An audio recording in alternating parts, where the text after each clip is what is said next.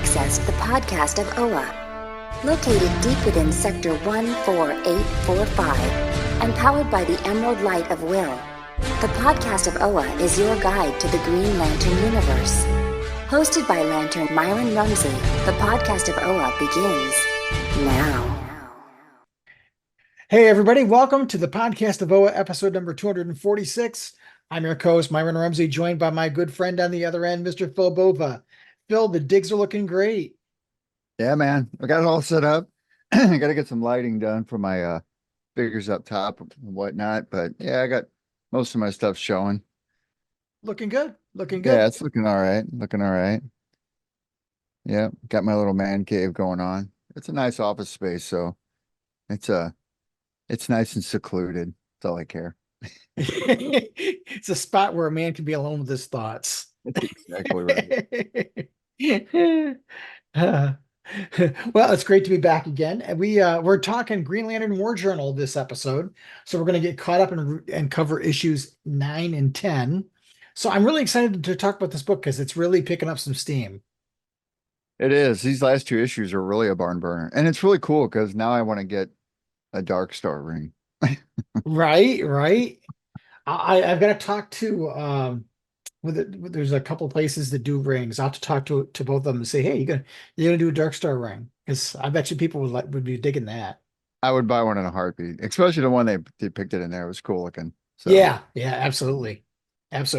Well, before we start talking comics, we've got a little bit of Green Lantern news to talk about. Not like there hasn't been some, Green Lantern news out there about a particular TV show. Finally, it's out of development. Heck, as I want to say, we've got an order for 8 episodes, each episode with a $15 million budget. So that's not bad. That's not bad at all. No, I think it's going to be fine. And I think people are getting worked up over little stuff. I mean, I know I sent you that picture that Guy Gardner photo, and it's like, all right, even by simple standards, people need to understand this is early production, right? I mean, there's no visuals yet. There's no post-production. There's nothing. It'd be like me and you walking down the street trying to make our own little suit, Right, it's whatever's designed that's going to capture the imagery on the camera and for visuals when they incorporate them later. So, I was reading some of the quotes and people, oh, it's not green, blah, blah, blah. And I was like, oh my God. Well, and the thing is, and other people smarter than either one of us have pointed out, they have the Lord Tech logo on them. Right. And all 3 of the uniforms, Mr. Terrific and Hawk Girl and Guy Gardner, their uniforms are of similar styling. So this is probably, and if you look at the Terrifics, it's a riff on the Terrifics design. Right. So, this is probably not the only suit you're going to see Guy Gardner in.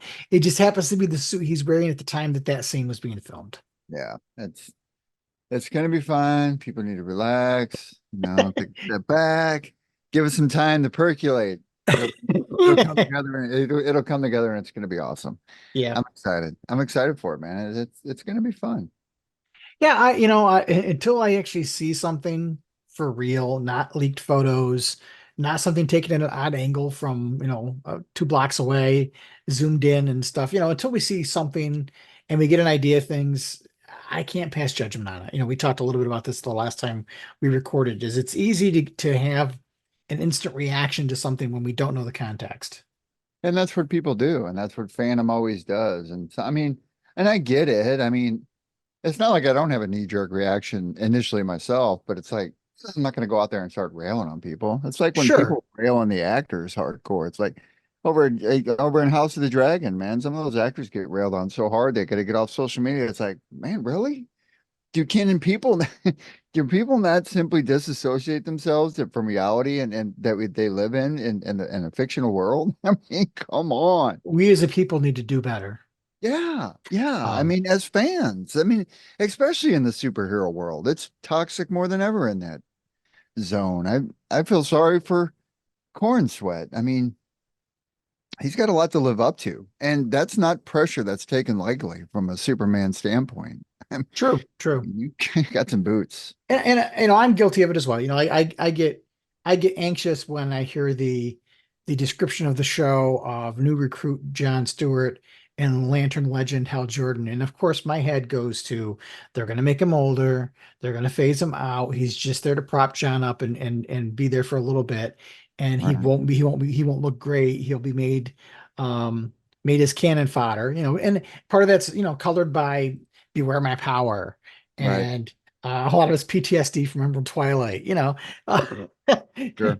I get it. you get nervous, but would I ever come out and rail on something until I know the reality of it? It's okay to be anxious, It right? is. It's human, but we don't need to jump the gun and call for people to be tarred and feathered. Yeah, just be polite, Right, Give right. them a chance to breathe. And not only that, and like we've always said, everybody's take is different on things. I mean, you may like something more than I like something, and it's vice versa. It's just the way of the world. Right, right. Just Speaking enjoy of what we got. right, right. It's speaking of Guy Gardner, Speaking another Guy of, Gardner figure. We're going to have a Superpowers Guy Gardner figure in August. So of course everybody's wondering, well, are we going to get a Guy Gardner full scale figure? And you can bet when this Superman movie comes out, there's going to be characters of all those yeah, characters. I'm hoping we get a comic accurate version of Guy Gardner, not based on the movie, not a Nathan Fillion version of Guy Gardner. I'd like to see a classic version of Guy Gardner as well. sure. I think he's the only one of the main original Four Corpsmen who has not gotten a figure yet. So I'd like to see that happen. I'm jazzed about the Superpowers figure, that's for sure. Yeah, they're gonna be cool. And and just think about what they're gonna do with the television show. I mean, depending on what kind of action figures they're gonna have, I mean, we could get a lot of cool stuff that's gonna come out of there. I know I'm nervous. Mm, My wallet is nervous. That's your problem. And yeah, I don't feel sorry for you especially with all the stuff you send me all the time. It's like, well, you know what? You got a wife. She's your problem.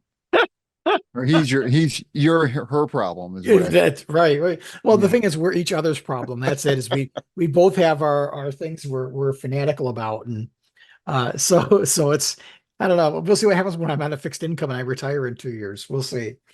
But Green Lantern on the panel. The only thing I can think of that's come out in the last month or so has been the issue of Absolute Power that came out.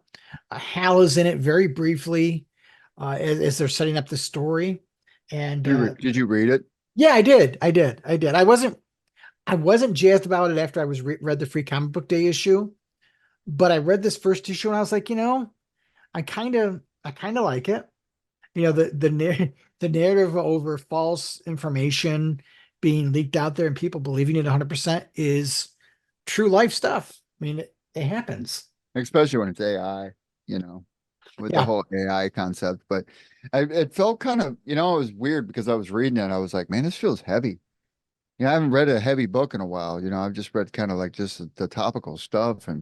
But this one felt heavy. Like there was a lot at stake in it. And I don't know if it's because the story was weighted, but then also coming out of it, I was like, well, they've been depowered before.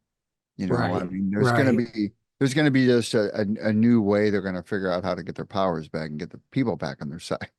But I Right. keep Right. thinking to myself over the countless years how much they've been torn down by, tabloids or whatever. And it's like, man, people just keep going back and forth, keep giving them a chance. They'll go back. I'll go so far as to say is I think when the dust settles from this, we'll have a Justice League again.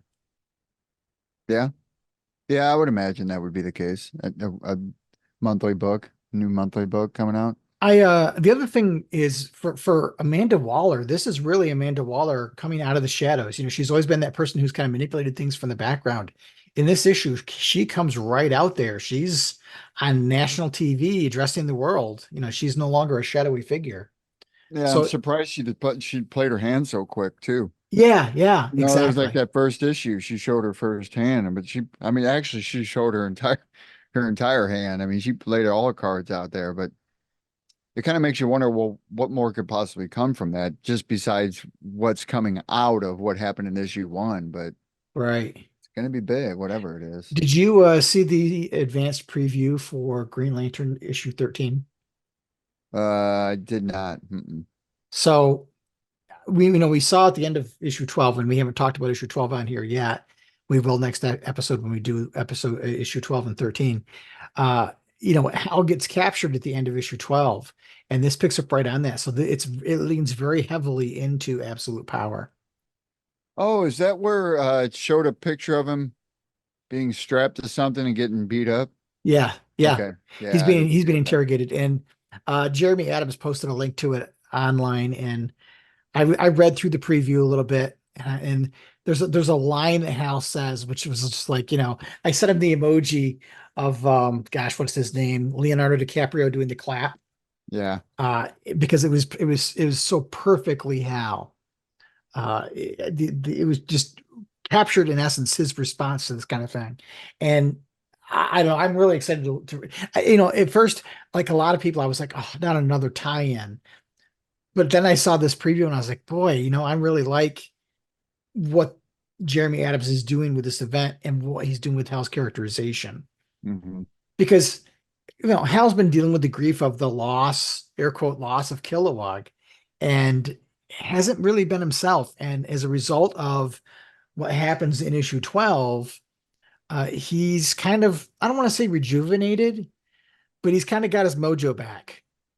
But have you also noticed that it hasn't been revisited? I mean, Kilowog, I mean, he was in a few issues and in a sense talking to Hal, but we haven't went back to that in a while. He hasn't been around, quote unquote, around in a while, visually speaking. He's still alive. I mean, I'm still saying I'm still going to stand by that, but I noticed they haven't revisited that particular story arc or that whatever that thing That is.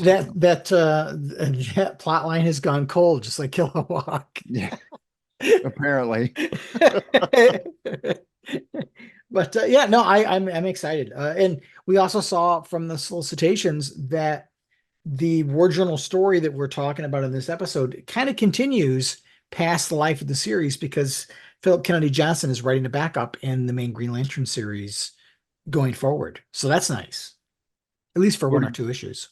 did you notice a little symbol at the end of the 10th issue? Yes. Yeah. I Yeah. don't know if that's going to come to anything or not, but it's kind of Yeah. cool. I kind of hoping it means something. I hope. I hope. Let's talk about it. That's right. So let's pause for a minute. When we come back, Green Lantern War Journal issues 9 and 10. Listen up, Lanterns. It's time you took the oath with Green Lantern John Stewart. In brightest day, in blackest night, don't let the podcast of Oa escape your sight. Let those who worship evil's might beware my power. Green Lantern's light. All right, back at your War Journal number 9, Myron. Here we go, man. Philip Kennedy Johnson really kicking it in these last couple issues, and it's been some exciting stuff. Yeah. And John's been cool. I mean, I like how like he doesn't seem overboard with his characterization. He's not so gung ho. He's poised and he's calm and he's collect. Yeah. Like he knows what the hell he's doing. I feel like it's a good amalgam of Marine John and Architect John, which is what Right. a lot of his fans have kind of missed, the more intellectual version of John. And this is kind of a good blending of both, which Yeah. I think is a good thing for the character. Right. And Johnson is doing a good job with this issue, and Montos, wow, Hmm. this issue in particular, because there's a lot of background lore, which, I mean, if anybody knows me, knows I'm a geek for Lantern lore. So this issue was a nice little feast. It is, and it kicked it right off because Shepard's in Guy Gardner's apartment reading the Book of Oa. Yeah, yeah, and I'm looking forward to, and we'll see more of it coming on. The interactions between Guy Gardner and Shepard are going to be a lot of fun, I think. Especially where they left it leave off, because he's basically saving them or whatnot. And Yeah. I mean, and those two paired up are going to be an interesting combination because, Oh, absolutely, absolutely. but I mean, we've always, talked about how a Green Lantern Corps book, pairing up different individuals or whatnot.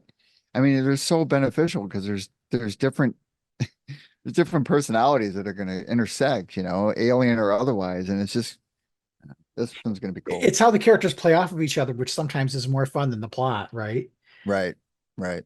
And you see it here where Shepard is trying to find out more about where John might have gone, but he's dealing with tech from a universe he's not all that familiar with. So he's trying to use the Book of Oa to get information. Of course, he's asking it all the wrong questions because they're the only things he's familiar with. And then finally he latches on to the tell me about the Dark Stars. Tell me everything you can tell me. What's the oldest thing you know about the Dark Stars? And then it unfolds into this whole piece of lore that we've never seen before, which gives us more background on the Maltusians and the Dark Stars, because the Dark Stars have been around for a while in the comics, but we really didn't get the in-universe history of what happened. I mean, we always knew the controllers were an offshoot of the Guardians, and they felt like the Guardians were going in the wrong way and creating the Green Lantern Corps, so they did the Dark Star thing, but we didn't know where did that come from, and this issue gives us that.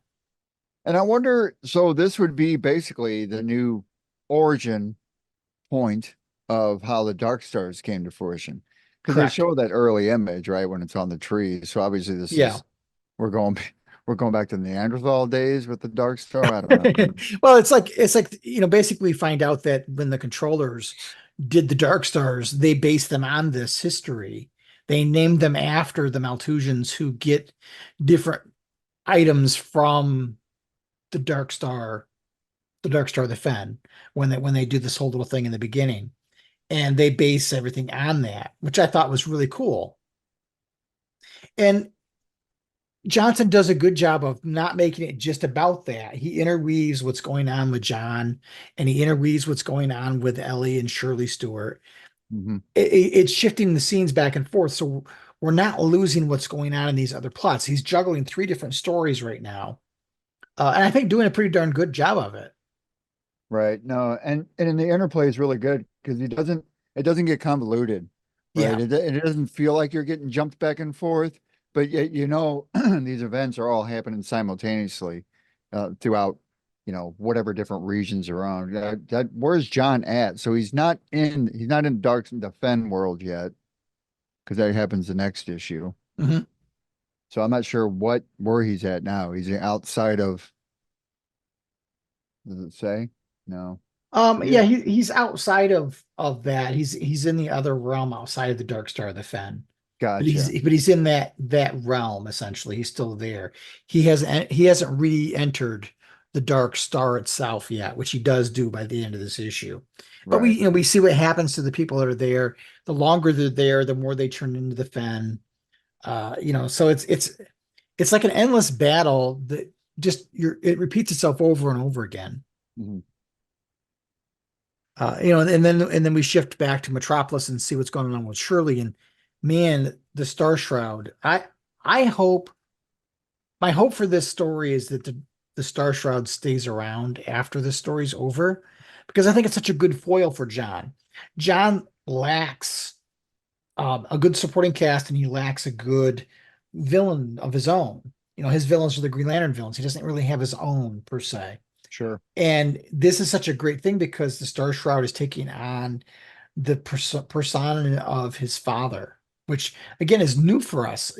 That's what I like about Johnson's story here is he's adding things that we don't know about John and his background and fleshing the character out in a way that it's making that character much better and much more balanced than he's ever been. Yeah, and it's just richer in context. And that always happens when you work on characterization.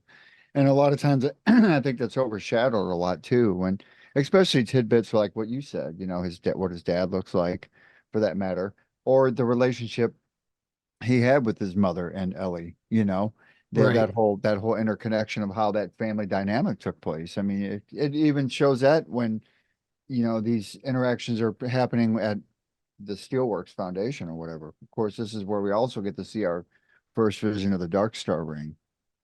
Yeah, I really feel like we're learning more about John in this one series than we've learned about him since Mosaic. I mean, Mosaic did a lot of exploration about John.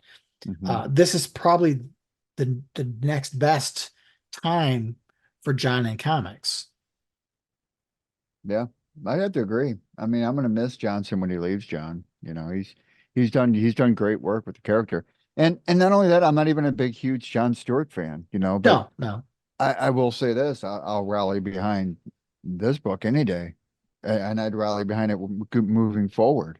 I kind of wish it would go forward more. I mean, Yeah. I'd give 2 years of this. I mean, it'd be another year. You can do a lot with Jon Stewart with another year, and especially do more with the Dark Star element to it. Because I definitely would like to see how Jon Stewart would be with a Dark Star outfit on Again, yeah, again, right? because he did that for a while, and I think it'd be another way to distinguish himself from the rest of the Lantern lore is to really put him on his own. But we see, this issue moves rather quickly between the story of the past and what's going on with John. And John eventually doesn't listen to the advice he's given, and he goes and enters the Dark Star. And he's told, if you enter again, I can't save you. Byla says, you go in, and yeah, I can't pull the same trick I pulled the first time. You're on your own. Don't do it. And then John utters the thing. Best line Yep. in the book. Keep telling me what I can't do, which has been an ongoing thing, an ongoing piece of dialogue. I think the only thing I still don't like the outfit. I don't like the high boots, but we'll see what happens by the time the story ends, whether he still has the outfit or not. But it's another. All right. I can't tell if it's going to grow on me or not. I mean, I don't like the one thing I don't know. I don't know if I like is the knee pads that look like they got the stripes on them or whatever. Yeah, that like appeared out of the blue in this Like issue. like ribbed or something. I don't know. And just the triangle, it just looks too angled, like Nightwing kind of look, Yeah. Except it's black and green and not black and blue. I like the upper half of the outfit. I think I like the stylized cut-ins and stuff. I think that looks cool. But yeah, the boots aren't doing it for me still. And like you said, the knee thing, Nah. it's not the worst looking character design I've ever seen. Definitely not. So, I'll give it a pass for now. But we'll see where we are in a couple more issues. But Right. I thought this issue, for as dense as it was in the lore part, I thought it moved really quickly.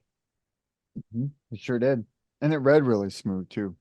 Yeah, I think the last time we talked about the series, I said, I kind of felt like I was losing it a little bit in terms of my connection to the book, because I just felt it was meandering a little bit, and this for me got me right back on track. Cool. Yeah, it was a good book. I liked it. And that dovetails into issue 10, which again, I felt like I reread both of these issues in preparation for the episode, and it read better having the two issues together versus having to wait a month in between. And I just think that's indicative of the way comics are anymore, is you're better off rereading them en masse, which I think is why we see, sales numbers on monthly floppies being down a little bit. It'd be interesting to see what the sales of trades are, if they've gone up. And and I battled that myself, right? Because I know I've talked about, I should just read trades all at once. Working on a podcast like you and I do, we really can't do that. So we do it a disservice if we were to, because then we'd be behind the mark on everything. Right. That's the problem with your trades, right? They come out much, much later. So what's already been on the shelves and talked about, you're reading 6 months later in a 1 through 6 issue trade. And I can't function that way with monthly titles right now. Yeah. Maybe if I'm retired from podcasting or you throw me off of here for whatever reason, then maybe I'll just delve into trades later down the line. I don't know. It's awful because it's like it reads better. I think the reading experience is better in a trade, but I can't stand to be not in the know about what's going on. So then you end up going back and rereading anyway, which I guess you're getting more bang for your buck, literally. Because you're rereading the issues probably more than you would normally. But I often, if I fall behind in a book, I'll wait and let it accumulate a few issues and then go back and read. Like when the whole the whole Mad Ghost stuff came out. Yeah. I kind of it's Ghost Machine, not Mad Ghost. That was what it was before. I reread all of Geiger and stuff before that came out, and it was such a much better experience as a reader. So I'm kind of doing that with the books. I read the first issues. Now I'm waiting for the third issues, and I'll read 2 and 3 together, and I'll just do them in little blocks.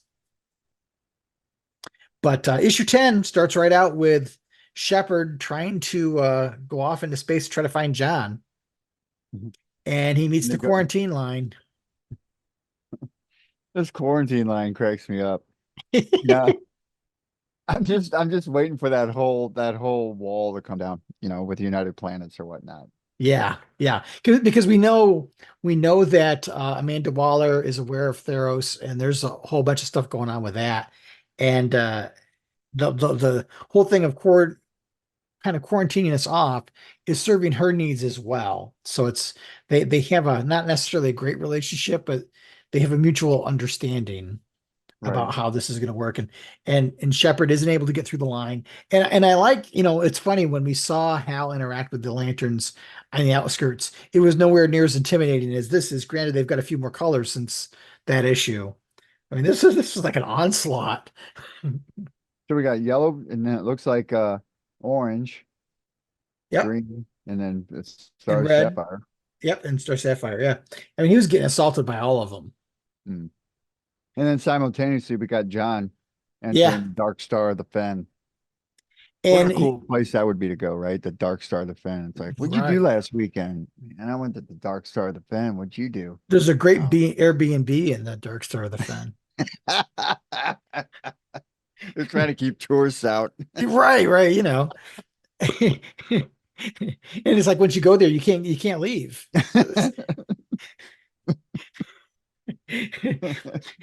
But John gets there, and things get a little psychedelic from there for John. It's like Mosaic. You kind of went back to the trippy Yeah, Mosaic world. yeah. I felt like a definite call back to Mosaic to all Yeah. that stuff. And John is very much, he's borderline of I know I'm in a dream world, but I can't stop. I can't get myself out of it. Which is cool. Well, especially with that grin on his face in that one scene. Yeah, yeah. Some of it's a little Creepy smile. uncharacteristic for him. When's the last time you saw Jon Stewart smile, right? Especially like that. Yeah. And I don't know whether did you read like the shape around him with the antlers is the actual person whose life he's reliving? Is that what you took it as? That you're talking about that girl with the blonde hair. Oh, you're talking about the thing with the horns and Yeah, the teeth. thing with the horns that John is kind of inside of it. Like, is that the actual person whose life he's living? That's Isn't that how I looked I at it. either took it as that or I took it as and it was Elgin or whatever his name is. Olgren, yeah. Olgren, right. That's what I thought is we're seeing not I was trying to like is this something related to John, but it's not. It's related to this dream world, and it's the character that he's kind of inhabiting the life experiences of. Right. Which was kind of a cool effect. It threw me off at first. I was like, what's he doing with the Bullwinkle thing? But yeah, it's definitely part of this dream world, and he really can't get out of it. So it poses an interesting threat for John because it's not a physical way. John is not going to shoot his way out of this one, which I want to see because that's so much of what's happened with John since the animated series. I know the animated series did a lot to prop John up and elevate his status, Mm-hmm. but it also did a lot of harm to the character, in my opinion, because he became much, much less of an intellectual character, which is John was more intellectual for a while. I just felt like they leaned too much into the soldier thing. And this isn't a fight. He's not gonna make a sniper rifle construct and shoot the big bad and get out of it. Not gonna work that way. Mad props to that spread where he's inside the Dark Star of the Fen, right? You got all the snakes and stuff flying around. Yeah. I mean, just the effect that the artist put into that makes it look like it's a dreamscape kind of. Yeah. Yeah. Just the shadowing and stuff. It's a trip. I got Liam Sharp vibes off of it. Yeah. The same with that last issue. Yeah. Yeah. Especially with that kind of mosaic looking universe or world he's sitting in. But then we go back to his mom. Yeah, boy, does that take a dark turn, man. Dude, that's some creepy stuff. And I feel bad for the poor lady, especially. I mean, can you imagine the experience you have with Alzheimer's and experiencing this? In effect, the flip side different of what she just experienced not minutes before because everything was fine, right? Right. I mean, she's got to be dealing with. I think she's realizing that she's losing her faculties, but she's losing just like John. She's going from I'm in this world that I can't escape to then understanding reality and going back again. And her journey is kind of echoing his right now. which is kind of a cool comparison. Yeah, yeah, and Star Shroud shows up again and is really taunting her. In the last issue, we didn't really talk about it, but Star Shroud went after Ellie and kind of took her out. And we see it here, and he's taunting her on a mental level. He's basically reminding her that Ellie isn't alive. I mean, she's been dead longer than she ever lived. Right. Just trying to let her know the fact. Yeah, which has got to be a shock to her system. And then you see how Montos draws John's father, Henry, which is interesting because of John Henry. Mhm. But Henry, and with the fangs. I mean, it's like kind of a monster movie. Yeah. It's horrific, but it's a great way it's done. And then you see her get bit, and man, it's like she's already near the end of her life, and now she's bit by the Star Shroud. Is that going to expedite things? Is John? I want John to be able to get back in time to be there at the end. If I want anything for this character, I want him to be able to be there when his mother passes. Yeah, I hope that nothing. I seriously would doubt they'd play that card moving forward with this book. Having some kind of death with his mother. I mean, that's pretty weighty for somebody to write in a comic book. Especially for a guy like John Stewart. But then again, it could be a pendulum kind of swing for them as a character moving Yeah. forward, depending on what's going to happen after this play. I mean, Aunt May has died how many times? Well, that's true too. But if anything, I want him to be able to be there. You and neither one of us are big John Stewart fans, but my respect for the character goes far enough that I wouldn't want him to not be able to be there for that. Well, especially with the lengths he's gone to protect her. I mean, Right, come on. exactly. As somebody who's lost both their parents, that's the one thing you regret not being there at the end if you didn't have the opportunity to be there and say goodbye. Mhm. And I would like for John to have something I didn't get. Mhm. You'd want that from it. And you see, with Ellie being out of the picture there momentarily, John Irons steps in, the Steel family jump in and try to rescue her, but she's already, she's bit. Yeah. They're not able to stand up to him. And Ellie comes in and rescues her. But are they going to make it? I mean, that's the cliffhanger of the issue. The issue doesn't end here, but for Ellie and Shirley Stewart, it does. And we don't know what's going to happen. So it left me like, gosh, as I was reading the rest of the book quicker. It's like, I got to find out what happens here. It's funny. I'm more invested in the Shirley Stewart part of the story than I am in the John Stewart part of the story, which Yeah, is it's really cool. crazy talk for me. I would imagine she's going to get saved. I mean, I don't know. all right. I All right. I just, to me, it'd be cheap if he didn't do it. But we'll see what happens. Not that I want her to, that sounds awful. I'm not. No, yeah, I know. I mean, I get that. We get that. I understand that. I love Halloween, but I'm not that ghoulish. But it is something that to be quite honest with you, it's a setup for any writer that jumps on board with John Stewart could utilize that tool, Yeah. as far as his characterization moving forward, losing his mother, I mean, you could change the whole dynamic of a character just by that trigger mechanism alone. I think that's part of the reason why I want Johnson to do it, because I don't know if I trust another writer to do it and do it as effectively as he would do. And that's one of the things I keep thinking about, because I'm imagining who's going to come on and write John Stewart after Johnson's done. And I don't know who, I can't imagine who's going to do it. Right. Right. But that's what happens, right? We get used to things like this, and then we got to say goodbye to the writer. And John is not able to get himself out. We see that more and more. And then we jump back over to our side of things and what's going on with Shepherd. Mhm. And Shepherd gets rescued by none other than Guy Gardner. And basically he's like, okay, shh, I've got you, but we can't let them know that I know what's going on until we get out of sight. And then he basically says, we got to bring John Stewart home. And it says next to Green Lantern Corps with the Green Lantern Corps logo. So that's exciting to me. I'm sure it is to you. Yeah, man. I saw that. I was like, okay, cool. Now I'm not aiming for the stars here. I know it's not gonna I know they're not gonna release a book with the Green Lantern Corps title on it, but I mean, I want to see them all get back together. I want to see the gang get back together. Yeah. Like they said in the Blues Brothers, we're getting the band back together. And I want to see them all there. I want to see Stewart. I want to see Gardner. I want to see them all standing there. They're on a And I want mission to from see, Ganthet. that's right. And I want to see him, I want to see him stand across from that smug face and look on, what's his face's look? United Planets guy, Thoros, whatever his name is. Theros. Yeah, I want to see Theros get his comeuppance. Yeah. And I loved what DC did at the end of a number of the books. I don't know if it was in all the DC books, but they did a tribute to MD Bright at the Yeah, end, I saw that. That was really cool. which is great. I mean, MD Bright, his artwork, we talked about it when he passed several episodes ago, but his artwork was so synonymous with Green Lantern in the 80s. Yeah, it was cool stuff. In the early 90s. It was great. So I love seeing something there that recognizes him. I'm glad they didn't not cover it because it would have been easy for them not to.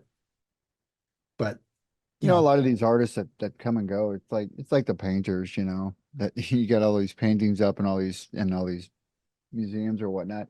And the comic book art is no different, especially with a lot of these guys that have come and gone that have just left their marks on the industry itself.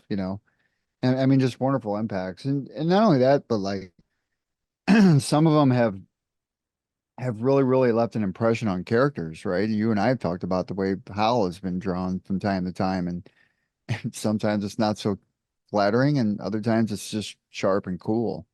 And a lot of it just depends on the pen of the person that's holding it, and sometimes they can get it right, sometimes they just can't. right. But yeah, two great issues. I'm jazzed for the series. It's a shame to see that it's going to be coming to an end soon, but I have no doubt it's going to end on a strong note. It is. It's gonna and then it's probably gonna pivot into something, into another book, or John's gonna appear. I don't think John's going anywhere. He wouldn't go through this much stuff without him doing something with the character moving forward. I would think. Right. All right. Well, my power ring is blinking and we've got some listener feedback to get caught up on. So let's take a quick break. And when we come back, we'll get back to what you guys have to say.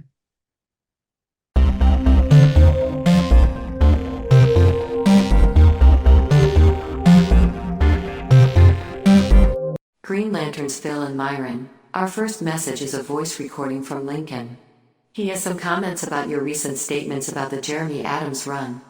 Audio transmission commencing in 3, 2, 1. Myron and Phil, this is Lincoln in Milwaukee, Wisconsin.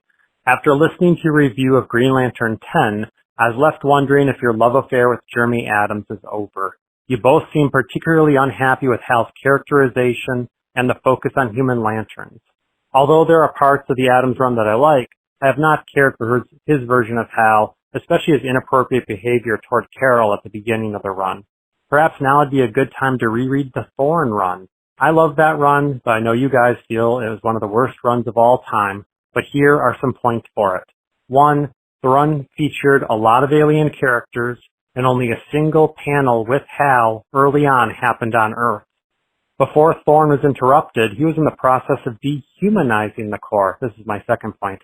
Kyle was going to be off the table for a while. Kelly's gauntlet was gone, and she was going to be gone soon also. Thorn never cared for Kelly. Jessica was a Yellow Lantern. Simon didn't have a ring.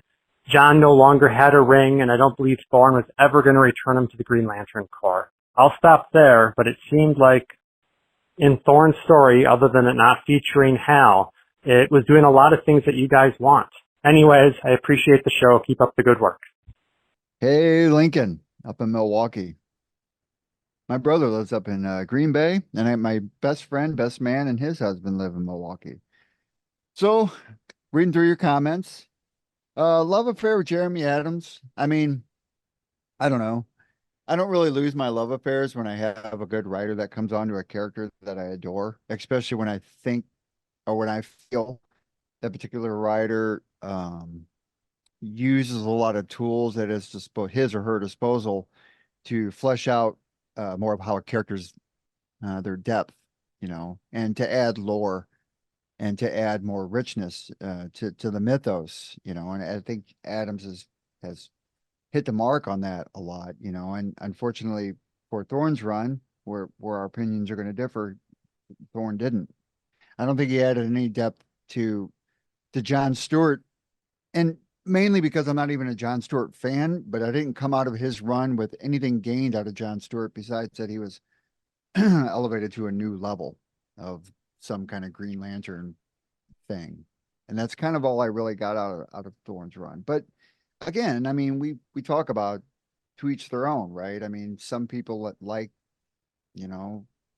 others and other runs, some people don't. It's just the way we are as comic book readers.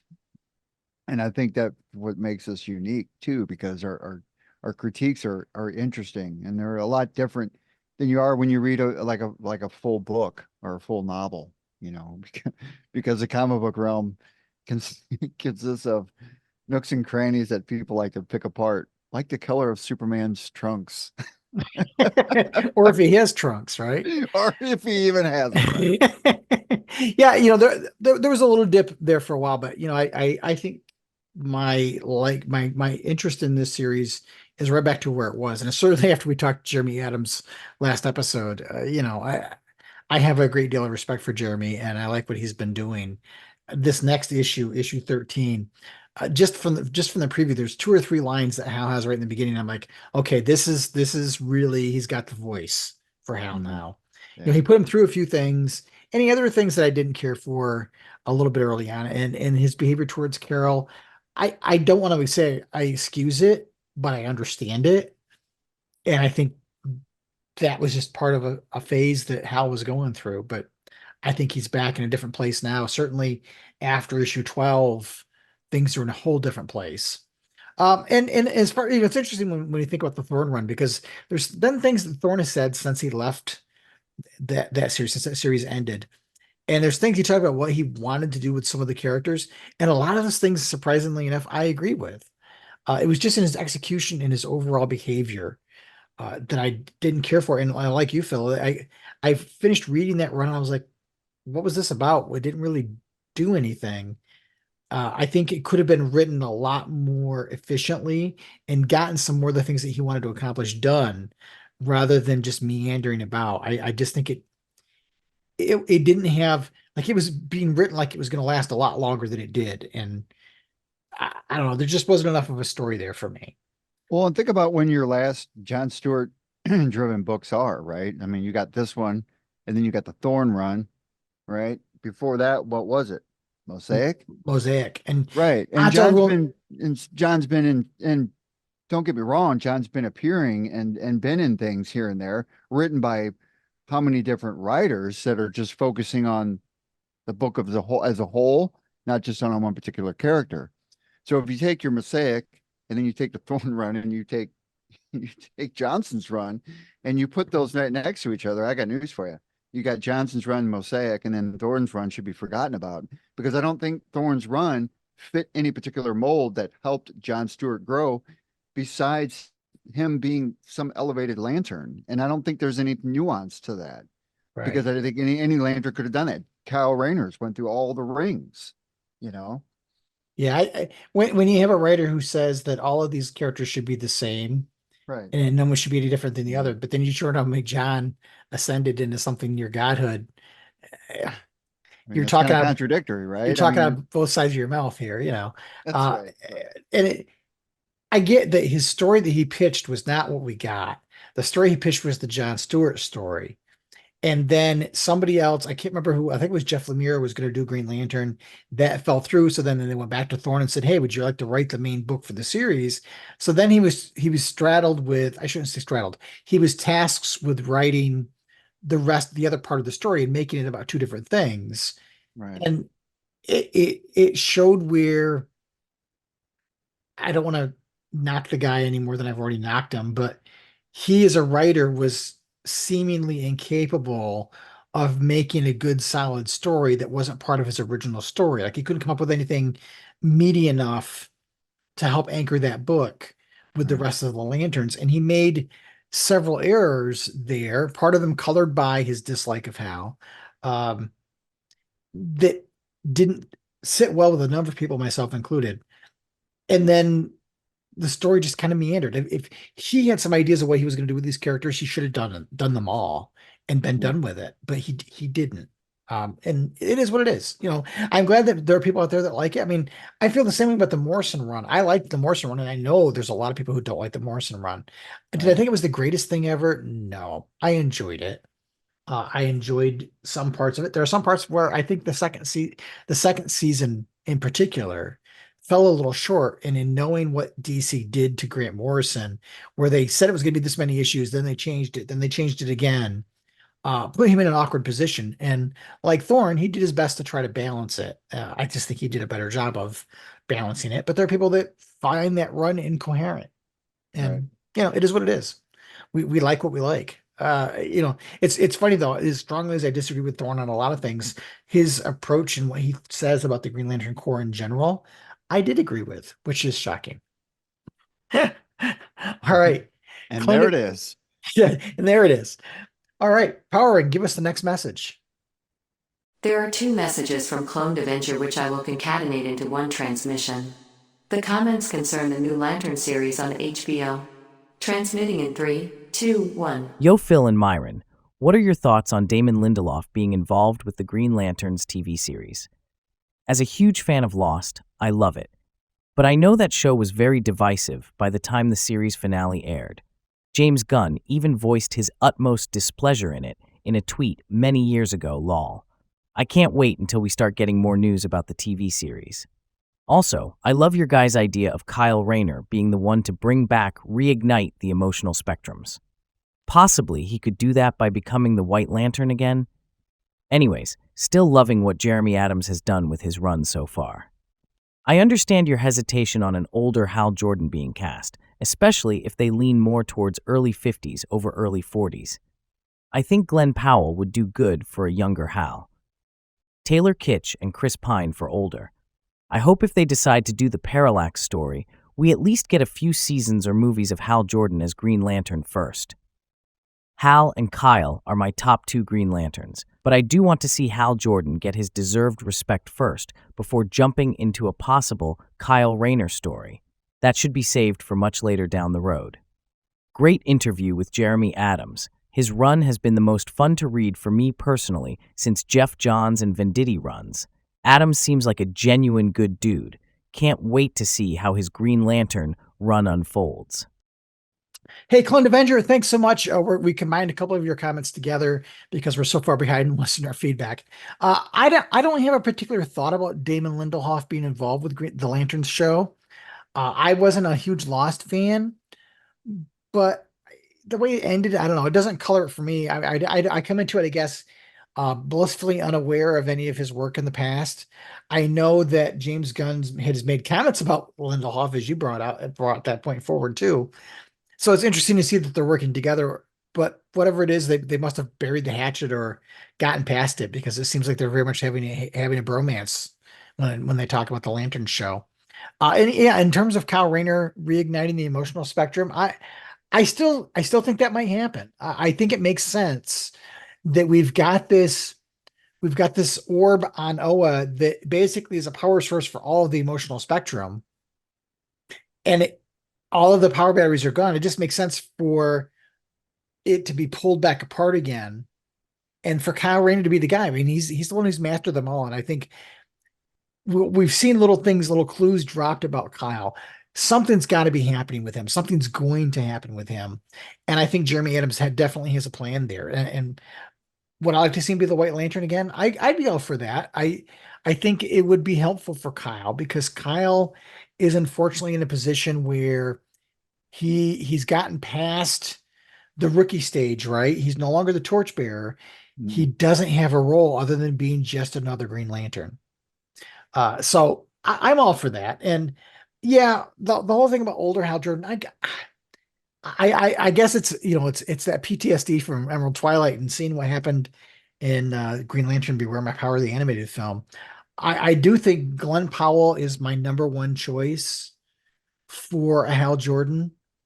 Whether he'll get that role or not, I don't know. I mean, his movie career is taken off, so we'll see. But I want to see, not that I want to see the Parallax story myself, but if they're going to do it, as long as we get the redemption at the other end of it, I'm okay. If we're going to do it without the idea or the notion we're going to do the redemption arc, I'm not interested.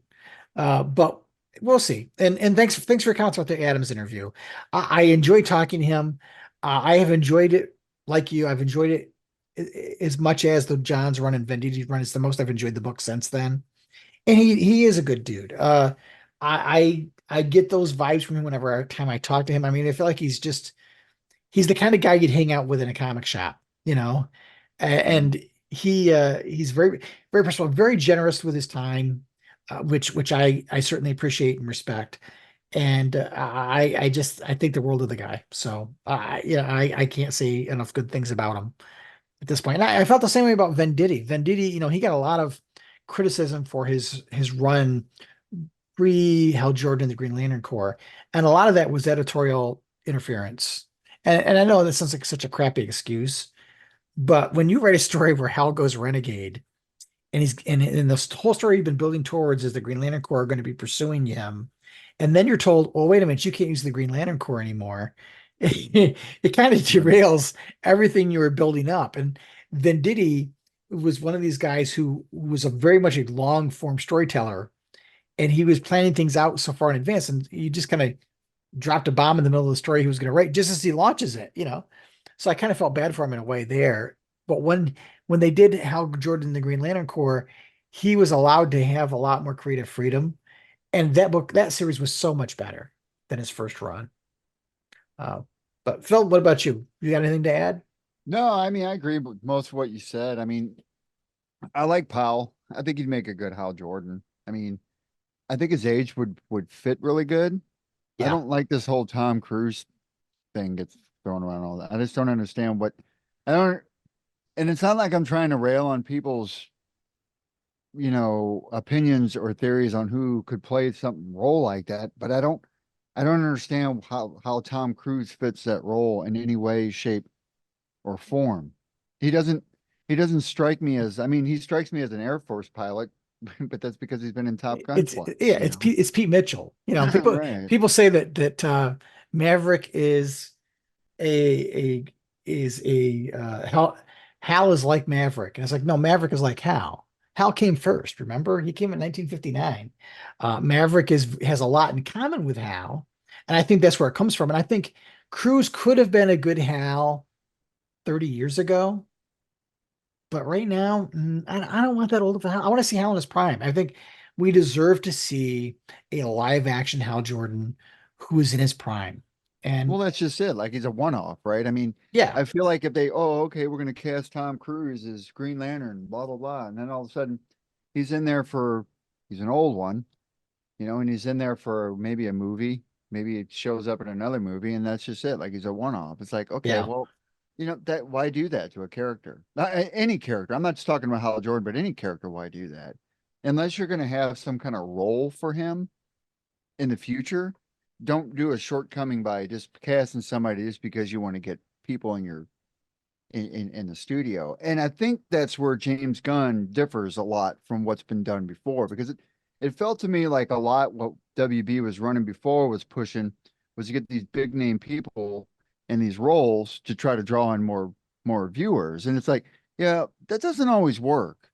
I mean, you can't just shoehorn somebody in there because they're popular, thinking that that's going to be your end all to making a good movie. No, it doesn't work that way. People can see through that, and I'm one of those people. And I feel like Gunn, on the other hand, doesn't approach it in that same fashion. You'll see a lot of people coming over from the Marvel movies. I'm sure there's going to be a lot of crossovers, but who wouldn't? I mean, you and me, if we made movies, and if I had friends that I know acted great in the movie that I made, I'd tell, come on over. I want to have you in this movie.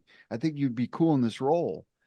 And then, but it's funny because sometimes these directors and these producers get slammed for that. And it's like, well, that's what they're actors. That's what they're supposed to play multiple roles. What the hell? They're not supposed to just stay at Marvel and play that same role for the rest of their life. I mean, It's funny. On Reddit recently, somebody posted a picture of Chris Pratt in a Green Lantern outfit. Yeah.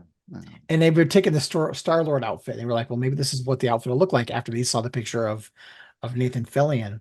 And people were like, Chris Pratt is hell, no way. And I'm like, that's not the worst idea.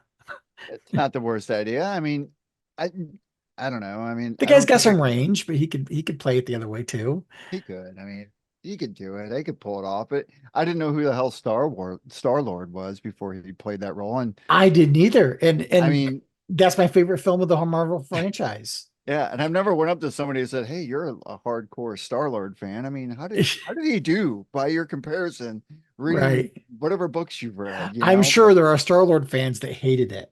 Oh, I'm sure. I mean, I'm sure there is. I mean, comic book fans are finicky, they don't like to get their stuff messed with, man. No.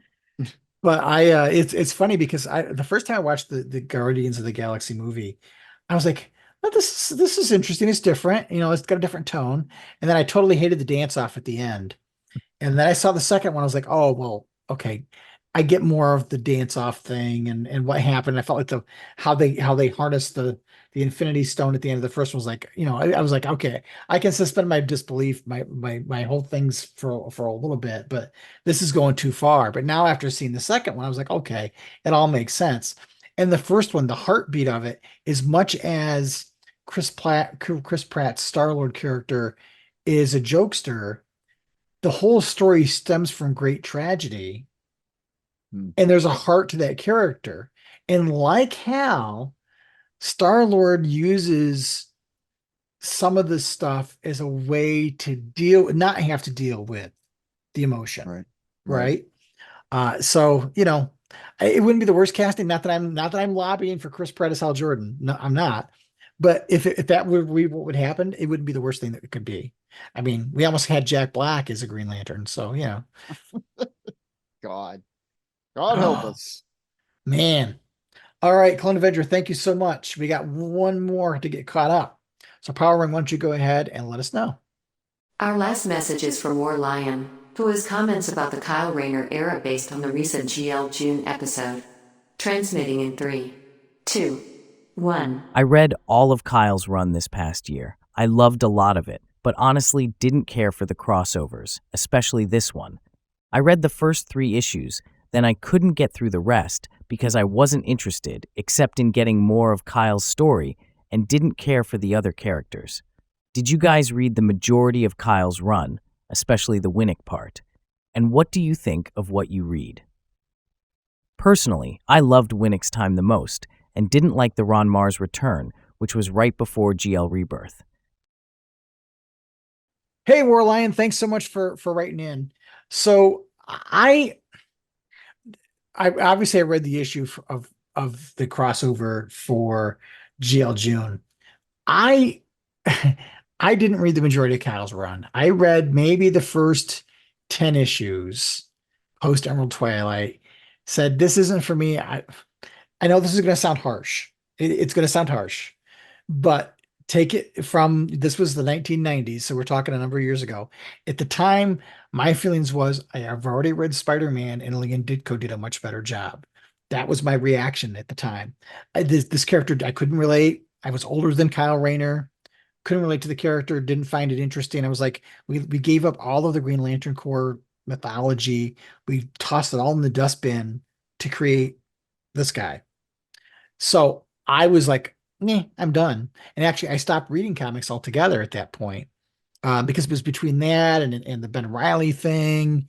And I was just like, okay, I've had enough. And I jumped out of comics altogether. So I have not read much of the Kyle run other than maybe the first year. And then I read the Emerald Knights storyline where Kyle meets up with Hal Jordan from the past and he comes to the future. I read that.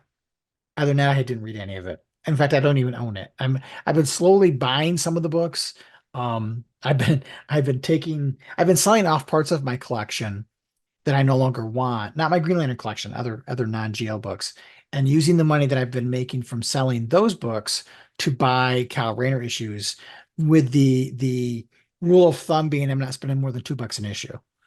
So I've been slowly filling that in to fill in the run because I have everything from Showcase 22 through Emerald Twilight, and I have that gap and then I've got volume 4 on, and I don't have the Thorn Run, and I don't have the Green Lanterns book. So I've got to fill those in too, and I'm sure I'll find those in dollar bins at some point. And I don't mean to be snarky, but it is what it is. I gotta be me, man. Yeah, well, it is what it is. It is what it is. So that's kind of where I'm at with it. But if other people obviously like the Kyle run, there are a lot of Kyle fans out there. I like don't Phil, I was gonna say I know you read Kyle. Yeah, I liked Kyle. I mean, I was a Kyle run. I mean, this wasn't his finest moment in that three issue arc that we read, but I like the Kyle, like Warlion says. I mean, I didn't care about the crossover Kyles. I don't know, but that was early Kyle, so I didn't feel like I kind of felt like, to me, it feels like writers didn't know where he fit in when he stepped outside of the Green Lantern realm. It's a little bit easier, I think, these days for writers uh to translate that character onto their pages of the book, because I think a lot of them talk more now than they probably did in the past. So unless they did a crossover event, but I don't know. I mean, but I always liked Kyle in the animated. I thought he was cool in there. When he was in Justice League, and Did you like it when he was on Superman? yeah, he was all right. I mean, any kind of Kyle. I mean, it's fun. Any kind of appearance I got with Kyle, I kind of felt like I was, I don't know, The part where they couldn't use his origin and they had to steal Hal's origin for him. Well, it was yeah, not that. Well, it was almost like a surprise, right? Because you're like, oh wow, Kyle. It wasn't. Kyle Rayner doing in here? I mean, what's he doing around? You just didn't expect to see him. I didn't feel like it was a surprise. Well, no, I didn't. But I was a Kyle fan back in the day. Right. Yeah, but and there's a difference in our ages. I'm 59. You're 50. 50. So we're 9 years apart. And 9 years that makes apart. sense too, because that would mean that's basically just I mean, you're talking a decade off the mark, right? So you got a different character from a different character 10 years later. I mean, yeah, that's a big time jump. Well, and Kyle was closer to your age than mine, so it was probably easier for you to relate to him than it was for me to relate to him. When did Kyle come in the scene? 94. 94. So I would have been 20 at the time, actually. And I would have been 30.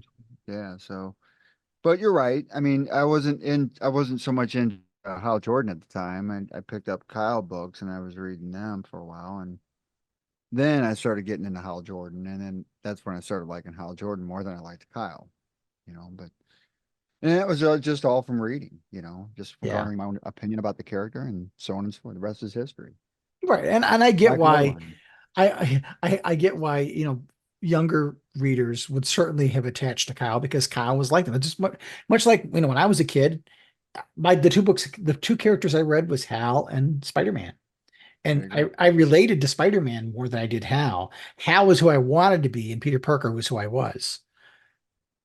Gotcha. And so I related very much to Peter Parker because he was still a little older than me, but he wasn't so old that I couldn't relate to his life problems, his real life problems.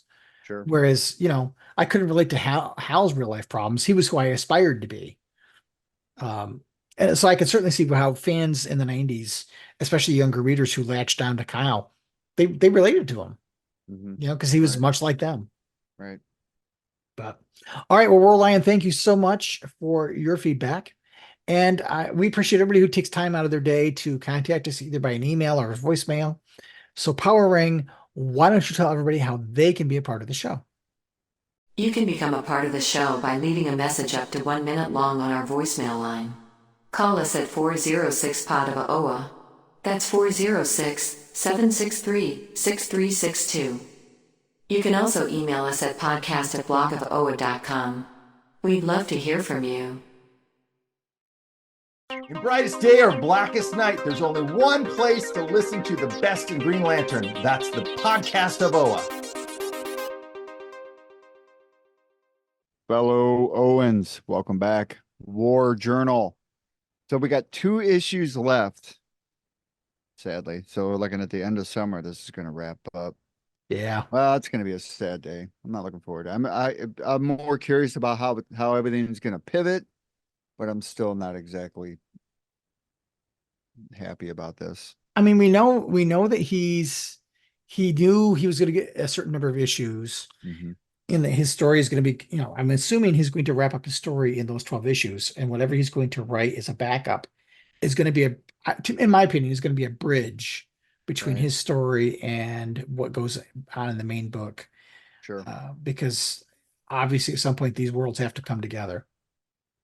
Right. So we'll see. But no, 2 great issues. And I'm looking forward to the next episode talking about Green Lantern 12 and 13 and getting caught up with that book. And then we'll be doing another war journal. And then somewhere in here, we've got to fit in the Godzilla versus Kong story. And we got to finish up talking about the Alan Scott book somewhere in amidst all of this. Yes, Tim, I was in contact with Tim, and he wants to come on. He's looking forward to coming on again. So, once we wrap that up and we got those 3 issues to talk about with him, because it'll be the 3. Because we talked last time we talked to him, it was only 3 deep. Yep. So we So talked about we the talk about the closing rest of for it. Yeah. Yep. It'd be interesting to talk to him in the wake of the series ending. Did he accomplish what he thought he wanted to accomplish? Did he accomplish what he set out to write? And what was the reaction from DC? Is there anything else coming? Who knows?